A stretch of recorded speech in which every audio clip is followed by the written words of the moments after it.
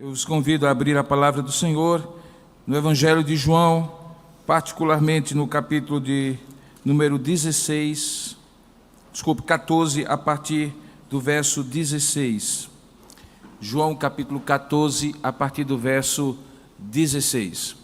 Hoje pela manhã, durante o culto devocional, eu ministrei uma palavra falando sobre a tendência natural que se observa a cada fim de ano, de que as pessoas se tornem muito ansiosas e angustiadas, quando deveríamos ter, nesse período do ano, um período em que nós parássemos um pouco mais e refletíssemos de tal maneira que a vida pudesse ser, ao contrário do que normalmente é, nesse período do ano, mais tranquila, mais reflexiva, de tal maneira que as pessoas pudessem se tornar mais serenas. Ao contrário disso, na medida em que nós começamos a pensar que o ano está se encerrando e estamos a ponto de fechar um ciclo, tentamos correr de um lado para outro, cheio de ansiedades, de preparativos, tentando de alguma forma fazer com que as coisas aconteçam nesses dias últimos do ano,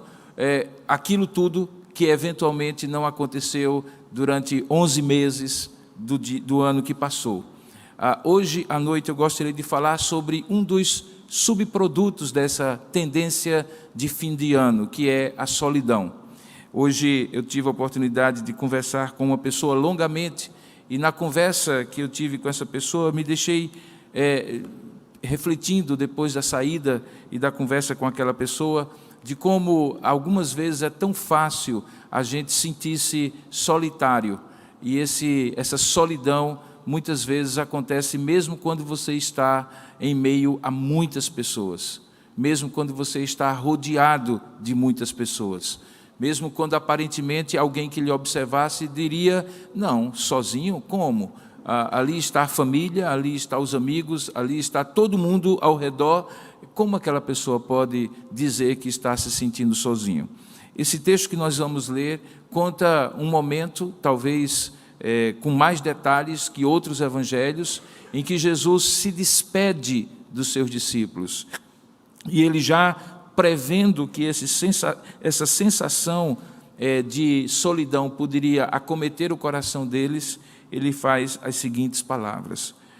João capítulo 14, verso 16 em diante. Diz assim a palavra de Deus: E eu rogarei ao Pai, e Ele vos dará outro Consolador, a fim de que esteja para sempre convosco, o Espírito da verdade, que o mundo não pode receber, porque não o vê, nem o conhece.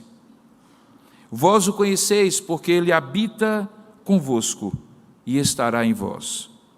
Eu não vos deixarei órfãos, voltarei para vós outros. Ainda por um pouco, e o mundo não me verá mais. Vós, porém, me vereis, porque eu vivo, e vós também vivereis. Naquele dia vós conhecereis que eu estou em meu Pai, e vós em mim, e eu em vós. Aquele que tem os meus mandamentos e os guarda, esse é o que me ama. E aquele que me ama será amado por meu Pai, e eu também o amarei, e me manifestarei a ele. Disse-lhe Judas, não o Iscariotes: de onde procede, Senhor, que estás para manifestar-te a nós e não ao mundo? Respondeu Jesus: se alguém me ama, guardará a minha palavra, e meu Pai o amará, e viremos para ele e faremos nele morada. Quem não me ama não guarda as minhas palavras, e a palavra que estás ouvindo não é minha, mas do Pai que me enviou. Isso vos tenho dito estando ainda convosco. Mas o Consolador, o Espírito Santo, a quem o Pai enviará em meu nome, esse vos ensinará todas as coisas e vos fará lembrar de tudo o que vos tenho dito. Deixo-vos a minha paz vos dou. Não vos-la dou como dá o mundo. Não se turbe o vosso coração, nem se atemorize. Ouvistes que eu vos disse, vou e volto para junto de vós. Se me amasseis, alegrar-vos-eis de que eu vá para o Pai, pois o Pai é maior do que eu. Disse-vos agora, antes que aconteça, para que quando acontecer vós creiais. Já não falarei muito convosco, porque aí vem o príncipe do mundo, ele nada tem em mim. Contudo assim procedo, para que o mundo saiba que eu amo o Pai, e que faço como o Pai me ordenou. Levantai-vos, vamos-nos daqui. Senhor nosso Deus e nosso Pai, nós oramos nesse momento pedindo a Tua graça e misericórdia sobre o trecho da Tua palavra que iremos expor nessa noite para o Teu povo. Rogamos que a Tua graça nos ilumine a mente e nos faça perceber verdades preciosas que o Senhor mesmo compartilhou com os Teus discípulos e deseja compartilhar conosco nessa noite. Tira do nosso coração tudo aquilo que pode perturbar a nossa concentração em Ti e a reflexão que precisamos fazer à luz da Tua palavra. Ao mesmo tempo, Senhor, dá-nos toda a atenção, não apenas intelectual, racional, mas também e principalmente atenção espiritual, abertura de alma e de coração para ouvir a Tua voz. É possível, Senhor, certamente que muitos de nós precisarão ouvir nesta noite essa mensagem mais do que outros, mas nós cremos que a Tua palavra não voltará vazia para Ti, batendo no coração de quem quer que seja nesse lugar, ou naqueles que estão nos acompanhando à distância, porque cada um de nós ouvirá a Tua voz, conforme a aplicação do Teu Espírito a cada coração aqui presente. Fala, portanto, conosco e dá-nos a Tua graça, em nome de Jesus. Amém. Talvez os momentos em que a solidão pode se tornar mais aguda são os momentos de despedida. Os momentos em que a presencialidade física se torna uma impossibilidade, seja porque a pessoa se afasta de nós, viaja, ou de maneira ainda mais forte e aguda, porque parte para a eternidade.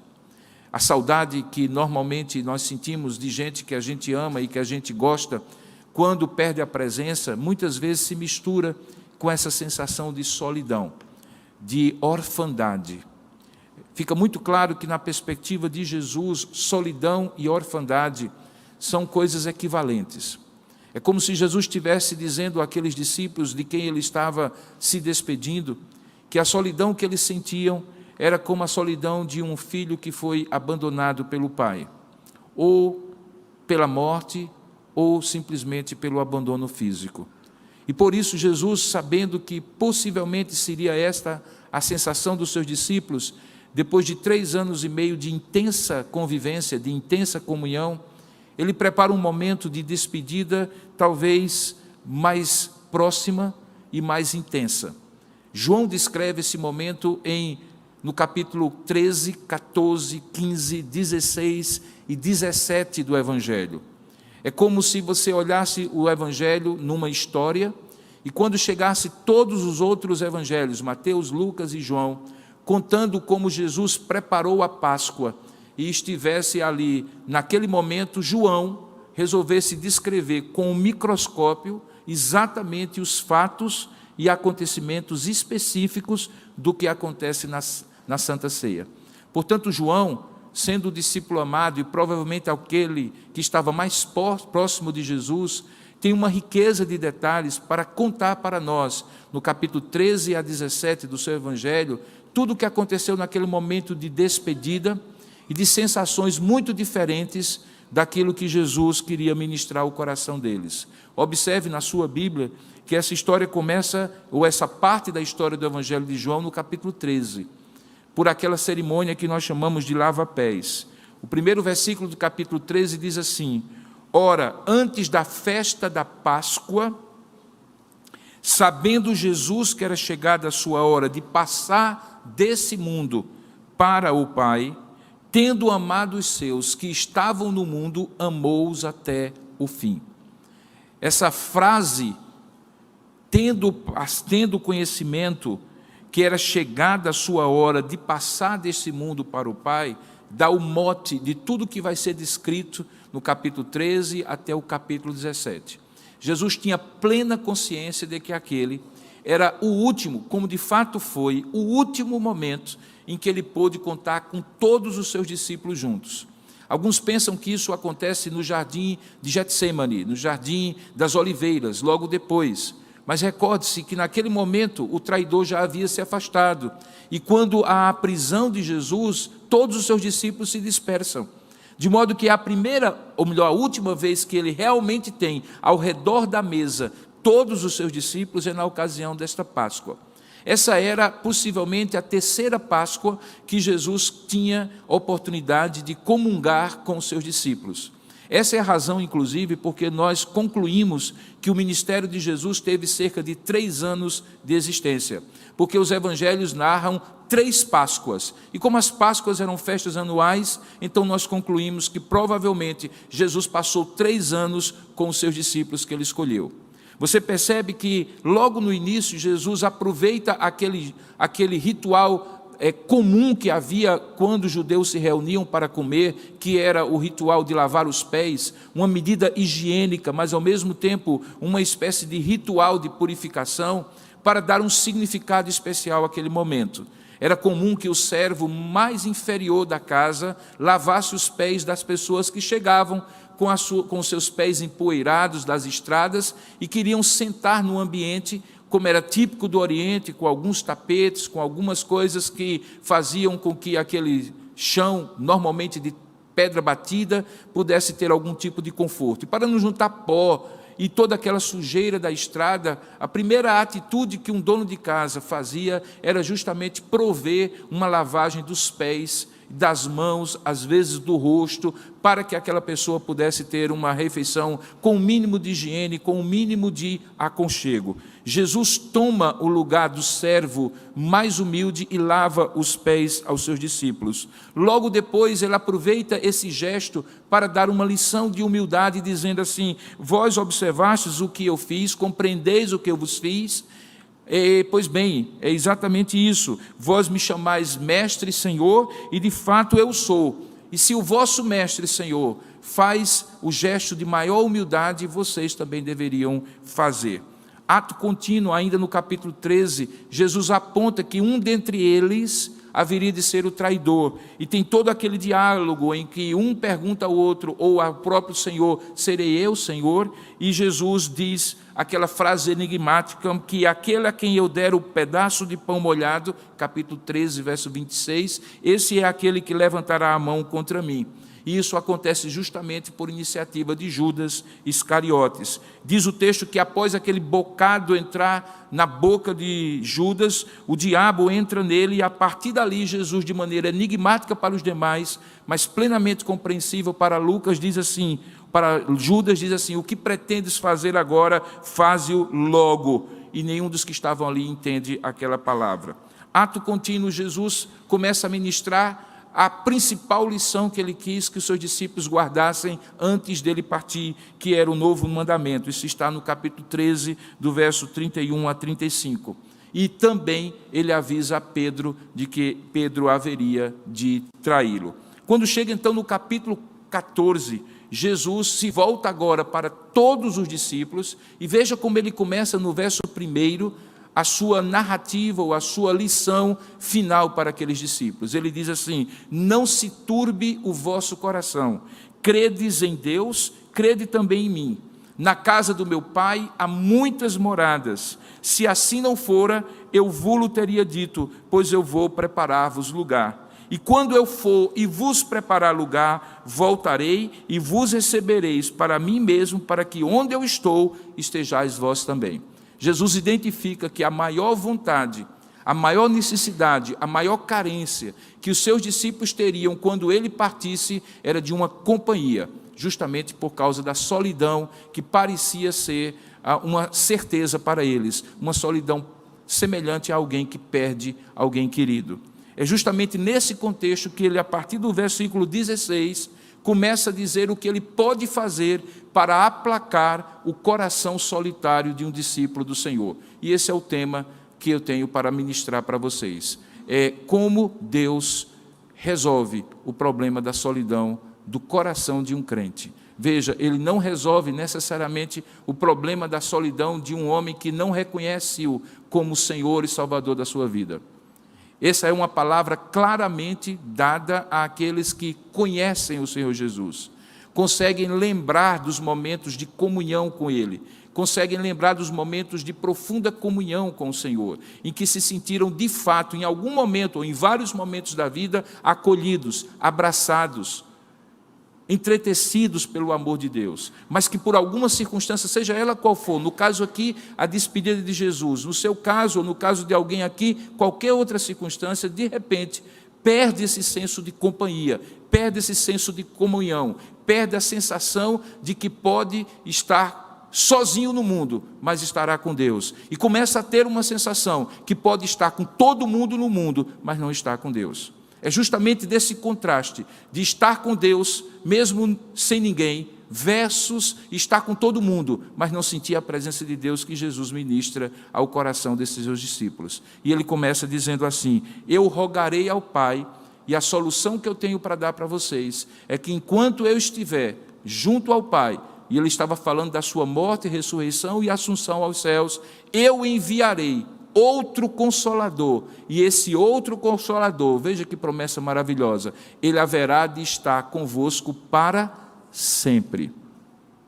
Veja que Jesus desejava suprir a sua ausência, para que eles não se sentissem sozinhos, e ele promete um outro Consolador. Nós descobrimos que esse outro Consolador, veja aí no verso 26, é o Espírito Santo, porque depois ele vai dizer: mas o Consolador, o Espírito Santo, a quem o Pai enviará meu nome, esse vos ensinará de todas as coisas e vos fará lembrar de tudo que vos tenho dito. Portanto, ele estava falando sim do Espírito Santo, mas com algumas coisas diferentes. A primeira delas é que o Espírito Santo, ele não seria encarnado. É verdade que o Espírito Santo pode e frequentemente apareceu na Escritura Sagrada em algumas manifestações visíveis e concretas. Por exemplo, no próprio batismo de Jesus, o Espírito Santo aparece na forma de uma pomba. E a voz do céu se ouve dizendo: este é meu Filho amado em quem eu tenho prazer. Ali está o Pai falando, o Filho sendo batizado e o Espírito Santo descendo de uma maneira visível, como uma pomba, símbolo de singeleza, de humildade sobre a pessoa de Jesus. Mas aqui ele diz que esse Espírito Santo, diferentemente dele mesmo, não estaria apenas com eles, como Jesus até então tinha estado. Não estaria apenas fisicamente caminhando com eles, comendo com eles, convivendo com eles, como Jesus estava fazendo já há 3 anos. Veja que existe uma característica que ele diz assim: eu rogarei ao Pai, e ele vos dará outro Consolador, a fim de que esteja para sempre convosco. E aí ele detalha no verso 17, observe comigo, ele diz assim: é o Espírito da verdade, em oposição ao erro, à mentira, que o mundo não pode receber, porque não o vê nem o conhece. Vós, porém, o conheceis. E ele diz: porque ele habita convosco e habitará ou estará em vós. A preposição ali significa exatamente isso, que estará dentro de vós. Então nós temos um Consolador que por natureza é semelhante, é igual a Jesus Cristo. Essa é a ideia da palavra halós, que significa outro, do mesmo tipo, da mesma essência, diferentemente de uma outra palavra que podia ser traduzido por outro, que seria a palavra heterós, que é um outro diferente. Aqui é um outro igual, um outro semelhante, com a mesma essência, com a mesma característica, Deus como Jesus era, porém não encarnado como Jesus era, como Jesus se tornou, mas uma presença espiritual que já estava entre eles. Veja os tempos verbais, o texto diz assim: porque ele habita no presente convosco. Ele está aqui no nosso meio, era o que Jesus estava dizendo, porque obviamente como Deus, o Espírito Santo é onipresente, ele está em todos os lugares. Mas no dia de Pentecostes, como de fato viria a acontecer, quando o Pai derramaria o Espírito, ele não estaria mais apenas no meio do seu povo, ele estaria habitando em cada um dos seus filhos e filhas como uma habitação eterna. Veja o que o texto diz: e ele estará em vós, e concluindo, a fim de que esteja para sempre convosco. Portanto, ele estaria, como de fato está, como um Consolador que, diferentemente de Jesus, não era apenas um companheiro de caminho, era uma presença interna, espiritual, que tornaria, como de fato tornou, cada servo de Deus, como os que estão aqui presentes, templo do Espírito Santo, habitação do Espírito Santo. O Espírito Santo hoje não apenas está no nosso meio, quando nós adoramos, quando nós glorificamos a Deus, quando nós prestamos culto a Deus, mas Ele nos acompanha, quando daqui saímos, ou antes daqui para aqui viemos, Ele nos acompanha individualmente, como templo do Espírito Santo que cada um de nós se tornou. Jesus está dizendo que, do ponto de vista existencial, a presença do Espírito Santo é garantidora de uma comunhão com Deus numa dimensão ainda mais profunda do que Ele mesmo podia garantir àquele pequeno grupo de 12 discípulos. Pense comigo, o Filho de Deus que se esvazia e se torna homem, se torna servo e se torna limitado no tempo e no espaço, de alguma forma, para manifestar a fragilidade do ser humano e salvar esse ser humano, Ele tinha comunhão com aqueles que fisicamente poderiam estar com Ele, poderiam ter algum tipo de comunhão com Ele. Eram os 12, ou alguém para quem Ele estava operando o milagre, ou mesmo a multidão que o via multiplicando pães em peixes. Mas o Espírito Santo, diz o texto, agora Ele estará não apenas com aqueles que teoricamente poderiam vê-lo se ele tivesse forma visível, mas estaria dentro, como de fato está dentro de nós, de maneira definitiva, completa, fazendo de nós a habitação plena. A solução de Deus para a solidão do homem não é fazê-lo rodeado de amigos, não é fazê-lo rodeado de presentes de fim de ano, não é fazê-lo rodeado de telefonemas distantes, de mensagens de WhatsApp ou de qualquer rede social que faz com que a gente se sinta bem, porque muitas pessoas sabem da nossa existência e nós não nos tornamos esquecidos por ninguém. Não. A solução de Deus para a solidão humana é colocar dentro do coração humano a presença dele mesmo, na pessoa do seu espírito. Essa é uma solução definitiva, ela não é paliativa, ela não é parcial, ela não é intermitente, ela não faz com que eu me sinta em alguns momentos bem, porque estou com Deus, em outros momentos não tão bem, porque parece que eu não estou com Deus. Não, ela não me faz bem porque a multiplicação de pessoas que me deixam assim sentir-me o centro das atenções, me faz aplacar a solidão, enquanto que em outros momentos, quando eu estou simplesmente na periferia do grupo, e nem todos estão prestando atenção a mim, na minha carência emocional, eu me sinto isolado. Não, a presença de Jesus, pelo seu Espírito, vem internalizar em nós a garantia de uma comunhão profunda, definitiva, total, não intermitente, eterna. Veja, o texto diz, Ele habita convosco e estará em vós. E é por isso, irmãos, por isso que ele então afirma no versículo 18, a famosa frase, eu não vos deixarei órfãos. Porque é essa a sensação que Jesus prevê e conhece, que acontece no coração humano quando a presença do seu Espírito não é real na vida de alguém. É uma sensação de orfandade. Essa sensação de orfandade é uma sensação que visita a gente, que muitas vezes está espreitando a gente em muitos momentos da vida. Ela decorre daquela separação original do homem para com Deus, que nós chamamos de queda. A partir daquele momento, nós nos tornamos um campo aberto para sentimentos os mais terríveis, que até então, na vida de Adão e de Eva, não eram encontrados: medo, raiva, vergonha e solidão. A história da humanidade poderia ser contada como a história de muitos momentos de solidão.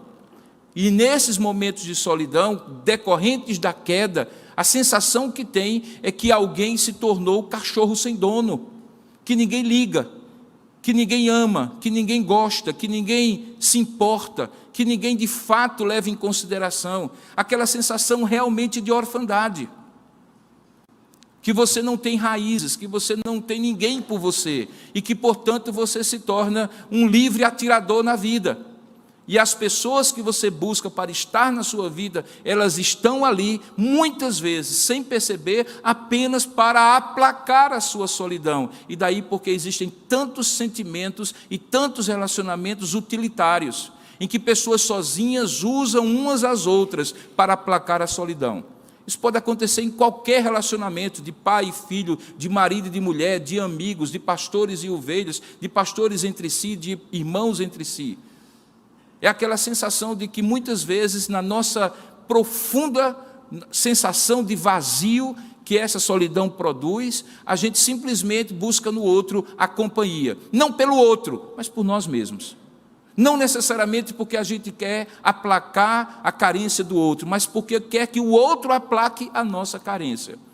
Por causa disso, Jesus, sabendo que essa era a tendência, ele fala essa certeza, ele dá essa certeza, a ponto de dizer, eu não vos deixarei órfãos. E aqui ele trabalha duas realidades que vão se repetir no texto o tempo todo, que é a realidade do que ele já soluciona de imediato e o que ele vai solucionar de forma definitiva quando ele voltar. Por isso que ele diz assim, eu não vos deixarei órfãos, voltarei para vós outros. E enquanto eu não voltar, aí ele diz assim, ainda por um pouco, o mundo não me verá mais. Ele estava falando do momento em que ele seria morto e ressuscitaria. Vós, porém, me vereis, por esse tempo ainda, porque eu vivo e vós também vivereis. Naquele dia, vós conhecereis que eu estou em meu Pai, e vós em mim e eu em vós. Ele estava falando daquilo que nós conhecemos na teologia de união mística com Cristo, que dá sentido ao que nós vamos daqui a pouco celebrar, que é a ceia do Senhor. Razão porque eu escolhi esse texto para expor aos irmãos. É porque se você não entender isso, aquilo lá vai se tornar apenas um pãozinho e um vinhozinho para você celebrar. Na verdade, aquilo lá só faz sentido por isso aqui. Essa união espiritual que faz com que eu esteja aqui, você esteja aí, e outras pessoas estejam em qualquer lugar do mundo, vendo e ouvindo exatamente o que está acontecendo aqui, que o Espírito Santo que habita em mim e que é Deus, que habita em você e que é Deus, e que habita em cada uma dessas pessoas e que é Deus habitando nelas, nos faz um corpo de Cristo. E esse corpo de Cristo, que ele chama de Igreja de Jesus Cristo, que não tem nome, não é presbiteriana, não é batista, não é Assembleia de Deus, não é congregacional, é o povo de Deus, o povo da aliança, tem comunhão com Deus, porque nele e em cada um deles habita o Espírito Santo. E isto é simbolizado, por isso que nós chamamos de comunhão. Você saiu de casa hoje e disse assim, eu vou comer o pão e beber o cálice, eu vou participar da comunhão. Comunhão é a solução de Deus para a solidão. E ele o faz de maneira simbólica com o pão e com o vinho, mas não é o pão e o vinho que nos tornam um em Cristo. É o fato de que, como ele mesmo falou, eu estarei vivo, porque eu vivo, verso 19, vós também vivereis. E naquele dia vós conhecereis que eu estou em meu Pai, e vós em mim, e eu em vós. Há uma comunhão mística, espiritual, que nos faz um em Cristo. Obviamente que isso não foi compreendido de maneira tão clara, racional, cognitiva, cartesiana, como se esperava. Tanto é que Judas pergunta, e esse aqui não é o Judas Iscariotes, é o outro Judas, porque o Judas Iscariotes já tinha saído da mesa, diz assim, Senhor, como é que é isso, que o Senhor está para manifestar-se a nós e não ao mundo? E aí Jesus faz uma digressão, porém, quando chega no versículo 25, ele volta ao tema, e o tema principal é, isso vos tenho dito, estando ainda convosco, ou seja, a comunhão está garantida, porque eu ainda estou convosco. Mas um dia eu não vou estar. Então o Consolador, o Espírito Santo, a quem o Pai enviará em meu nome, esse fará aquilo que eu tenho feito. Ele vos ensinará todas as coisas e vos fará lembrar de tudo o que vos tenho dito. Qual é o produto disso? É o que está no versículo 27. Eu deixo-vos, portanto, a paz. A minha paz vos dou. Eu não a dou como dá o mundo. E ele estava fazendo o contraste da ausência de conflito, porque o mundo entende paz como a ausência de conflito. Quando tudo está em paz, não é assim que nós dizemos Que bom que tudo está em paz. O que é que nós estamos querendo dizer com isso? Que não há problemas, que não há confusão, que não há desavenças, que não há discórdia, está todo mundo serenado. Jesus disse que não, ele está falando de uma paz mais profunda. Ele diz assim: eu deixo-vos a minha paz vos dou, não dou como a dá o mundo. Portanto, não se turbe o vosso coração e nem se atemorize. Eu vou, mas eu volto para junto de vós. E aí, quando ele fala isso, ele está prometendo a solução definitiva. E a solução definitiva é aquela que a Bíblia e o Novo Testamento, em particular, descreve. É quando todos nós estaremos, todos os que reconhecem Jesus como Senhor e Salvador de sua vida, todos aqueles que receberam o Espírito Santo como selo da redenção, todos aqueles que fazem parte não de uma igreja visível, mas do corpo de Cristo, estarão reunidos num só rebanho, diante de um só pastor, e isso é a glória eterna que nos aguarda. Portanto, queridos, de uma certa maneira o Espírito Santo resolve hoje ainda a solidão, e de maneira definitiva a restauração de todas as coisas resolverá de forma eterna essa separação proveniente da queda. E aí não haverá sensação de solidão ou sensação de isolamento. Veja, Jesus aproveita, além do texto que nós lemos, para contar e descrever isso numa forma metafórica. No capítulo 15, quando ele fala da videira e os ramos, ele está fazendo uma metáfora daquilo que ele havia acabado de ensinar. Ele diz assim: olha, entendam, eu sou a videira verdadeira. Meu pai foi quem me plantou aqui nesse mundo. Todo ramo que estando em mim, se não der frutos, ele o corta, e todo que dá fruto, limpa para que produza mais fruto ainda. Vós já estáis limpos, pela palavra que vos tenho falado. Permanecei em mim, e eu permanecerei em vós. Ele faz então essa metáfora. E quando chega no capítulo 16, ele vai se despedir definitivamente dos seus discípulos. Ele passa os primeiros versículos falando sobre a missão do Consolador, e ele novamente, ele vai falando de que a missão do Consolador é estar com os seus discípulos enquanto ele vem buscá-los. E quando chega no versículo 25, ele diz assim: essas coisas vos tenho dito por meio de figuras. Mas vem a hora, e aí novamente ele faz alusão a quando as coisas ficarem completamente claras, vem a hora em que eu não vos falarei mais por meio de comparações, mas vos falarei claramente a respeito do Pai. E aí no verso 32 ele diz: eis que vem a hora e já é chegada, em que vós sereis dispersos cada um para a sua casa, e me deixareis só. Contudo, eu não estou só, porque o Pai está comigo.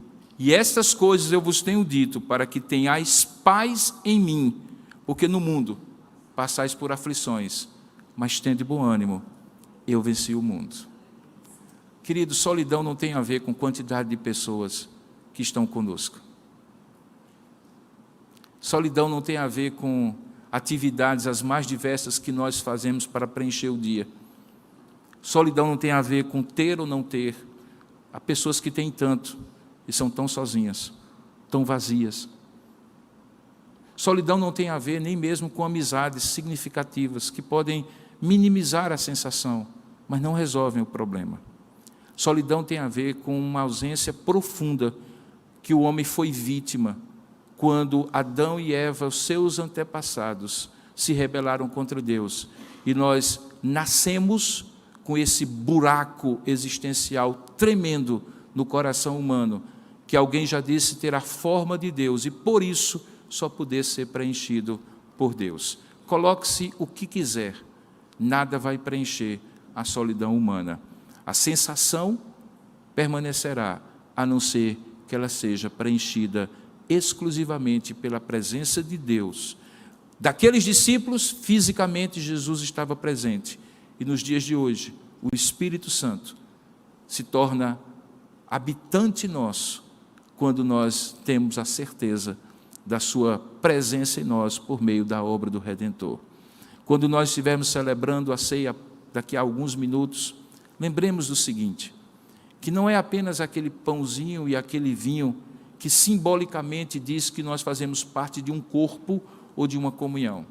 É o Espírito Santo que habita em nós, que nos identifica uns com os outros e que nos faz parte deste corpo. Perder esse sentido é se tornar um cristão, do ponto de vista existencial, tão vazio quanto qualquer outra pessoa que não conhece Cristo. E essa é a razão porque nesses dias de fim de ano é tão fácil nós cairmos na esparrela, na tendência de tentar preencher os dias com coisas, com pessoas, com eventos, com atividades, com realizações, e chegarmos ao fim do ano exaustos e mais vazios do que quando começamos o mês de dezembro. Cuidado com isso. Cuidado com isso. Esse é um tempo de você cultivar sua vida com Deus. Talvez seja um tempo ainda mais precioso para você dedicar tempos para estar com Deus, para orar, para conhecer mais da palavra, para fazer uma reflexão sobre o ano que passou, os projetos que você colocou, como alguns eram tolos e você às vezes correu atrás do vento durante o ano inteiro, como alguns eram significativos e você eventualmente não deu o tempo e a atenção que eles precisavam ter. E ao invés de sentir-se culpado, faça a reflexão e aprenda a lição. E perceba que nesses próximos dias você terá a oportunidade de fazer um novo planejamento para um novo ciclo de vida. E as lições que você tiver aprendido daquilo que não valeu a pena, e você só terá aprendido essas lições que você dedicar tempo para refletir sobre elas, você agora vai poder aplicar ao próximo período do ano que vem. Só faz sentido imaginar que o ano pode ser um ano novo, se eu tiver a capacidade de fazer essa reflexão, que começa de uma constatação. É de Deus que eu preciso, é de mais de comunhão com Deus que eu preciso, é de mais convívio com Deus que eu preciso, não necessariamente de mais coisas, de mais amigos, de mais realizações, de mais projetos humanos, porque é como entulhar um poço cheio de água viva, água nascente, que borbulha e pode dessedentar a minha sede, de coisas que só vão obstacular, que só vão obstruir o fluxo de Deus para mim. Ao contrário disso, o Espírito Santo foi lhe dado justamente para que ele borbulhe espiritualmente dentro de você. Essa é a ideia que Jesus disse, que o Espírito Santo, quando habitar em nós, fará transbordar do nosso coração fontes de água viva. Uma fonte de água viva que traz realmente alegria e paz, mesmo quando a gente estiver sozinho e passando aflições. Por isso que ele termina o texto dizendo assim: olha, no mundo vocês passarão por aflição, vocês terão certamente essa experiência, mas olhe, por causa dele e da presença dele dentro de vocês, tenham bom ânimo. Eu venci o mundo, vocês certamente vencem o mundo comigo. Se apeguem a essa palavra. É ela que pode dar, ao fim do ano, um significado menos estressante, menos ansioso, menos angustiante do que tem sido nos últimos anos. Aproveite mais a presença do Espírito Santo com você e em você nos próximos dias desse fim de 2019. Você certamente vai ver quão diferente pode ser o fim desse ano e o começo do próximo. Dicas práticas: se preocupe menos, muito menos, em comprar coisas que você gostaria de ter, providenciar coisas que você gostaria de fazer. Se preocupe muito menos em atividades que, se não deram tempo de fazer até agora, também não vale a pena ser imprensadas e compactadas para ter que dar tempo de fazer até o dia 31. Não façam isso. Não se tornem ratinhos ali, hamsters que ficam rodando em busca de um queijo imaginário, de uma comida imaginária. Isso é escravidão. Deus não nos libertou para isso. Deus nos libertou para uma vida nova, onde a presença de Jesus é o que dá, pelo seu Espírito, vida para cada um de nós. E é disso que nós viemos falar hoje à noite. Essa é a última ceia que nós vamos tomar juntos em 2019, com exceção da do terceiro domingo pela manhã. À noite é a última. Veja que coisa.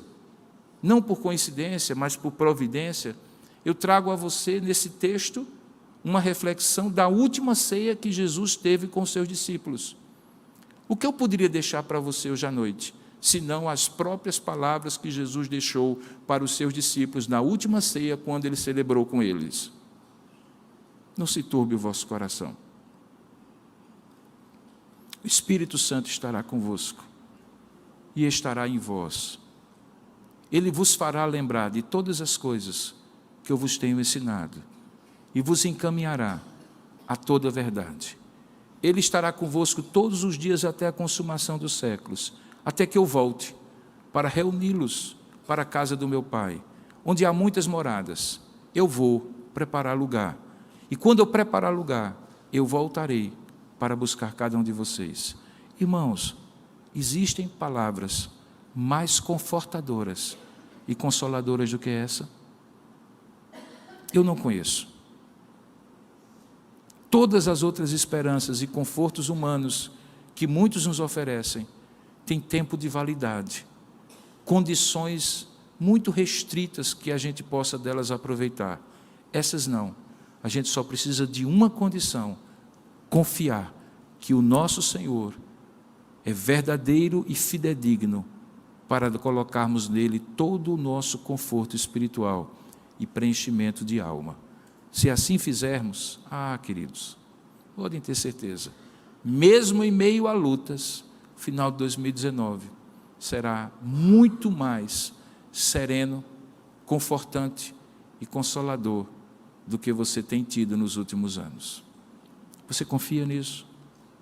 Você confia nessas palavras que não foram ditas por mim, foram ditas pelo seu Senhor, a quem você acabou de louvar muitas vezes nessa noite, e de quem você confia como seu Senhor e Salvador?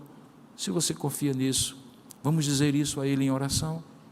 Curva a sua cabeça por um instante, feche os seus olhos e diga: Senhor, isso aí eu acredito que é verdade, mas eu também preciso sentir no meu coração e passar por essa experiência, como aqueles discípulos passaram, de sentir nas tuas palavras o conforto que eu preciso para não me sentir sozinho. Faça essa oração agora diante de Deus.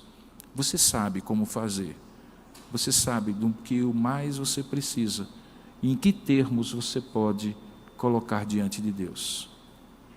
Vamos orar juntos. Senhor, nosso Deus e nosso Pai, louvado seja o Teu nome, porque Tu não nos deixas órfãos, porque Tu és um Deus presente, Senhor, mesmo quando todos se ausentam, quando temos que lidar com aflições que o Senhor mesmo nos preveniu que haveríamos de lidar. Pai, muito obrigado pela solução divina, Tua divina solução para a solidão humana, para aquele vazio que muitas vezes nos acomete quando nos sentimos sozinhos e as pessoas que nós mais gostaríamos de estar ao nosso lado não estão, já partiram ou se ausentaram. Ó Deus, quando coisas não significam mais nada, por mais que as tenhamos, realizações, por mais que as façamos, e infelizmente nada disso é suficiente. Pai, nós louvamos o Teu nome porque há um milagre aqui nesta palavra. É que homens e mulheres pecadores como nós somos, vasos portanto sujos, são purificados pela presença deste Espírito que nos limpa de todo o pecado, que aplica ao nosso coração o sangue purificador do Cordeiro, que tirou o pecado do mundo, derramando o seu precioso sangue no Calvário, prepara a habitação, limpa a casa, que somos nós, e se faz presente, habitante permanente, jamais expulso, jamais ausente, que preenche de dentro para fora tudo aquilo que de fora para dentro é impossível de preencher, que faz coisas maravilhosas, nos conforta, nos consola, recolhe lágrimas que eventualmente venhamos a derramar, encoraja quando o nosso espírito se abate, sustenta os nossos joelhos trôpegos, as nossas mãos vacilantes, os nossos olhares muitas vezes confusos, que aplicam toda a confiança e a esperança em instrumentos humanos que falham. Oh Deus, muito obrigado, porque pela Tua graça, o Teu Espírito nos conduz a toda a verdade, nos faz lembrar de Tuas palavras maravilhosas e nos conforta o coração, tirando do nosso coração toda aquela sensação de que está faltando algo. Já não está faltando algo. Tu estás conosco todos os dias da nossa vida, até a consumação dos séculos, e isso é um milagre. Nos dias bons, nos dias maus, nos momentos de tristeza e de alegria, Tu estás conosco. Na tristeza, animando o nosso coração, na alegria, nos fazendo celebrar por motivos certos e com propósitos bem ajustados. Oh Deus, louvado seja o Teu nome pelo Teu Espírito que em nós habita. Ele é a Tua resposta, a solução para a nossa solidão. Ajuda-nos nesse fim de ano, Pai, quando tudo nos atrai, como borboletas pelas luzes do Natal, atraídas para muitas vezes serem queimadas por elas. Que o nosso coração fique muito claro, muito esclarecido, que as luzes, os festejos e tudo mais que envolve esse período não podem nos dar aquilo que o Teu Espírito já nos deu. Que venhamos sim a celebrar o nascimento do Redentor, que venhamos sim agradecer pelo fechamento de mais um ciclo e a abertura de outros, mas pela razão mais principal, a única realmente suficiente, é que Tu te fizeste carne e habitaste entre nós, e vimos a Tua glória, glória como do unigênito do Pai. E quando completaste a Tua obra e morreste por nós no Calvário, Jesus, Tu não nos deixaste órfãos. Enquanto Tu preparas morada para nós, o Senhor também envia o Teu Espírito para habitar em cada um de nós. Ele é o penhor da nossa herança, Ele é o selo garantidor da nossa redenção, e por isso nós Te louvamos. Ó Deus, renova no nosso coração a presença abençoadora que glorifica o nome de Jesus, que é a presença do Teu Espírito em nós. Nos momentos de luta, em que aparentemente estamos vazios e ausentes de tudo e de todos, fala ao nosso coração: eis que eu estou contigo todos os dias da tua vida. Não temas, não te espantes, o Senhor é contigo. Fala conosco, Senhor, continuamente essas verdades confortadoras, porque é assim que nós oramos e Te agradecemos. Em nome e para a glória de Jesus. Amém, Senhor.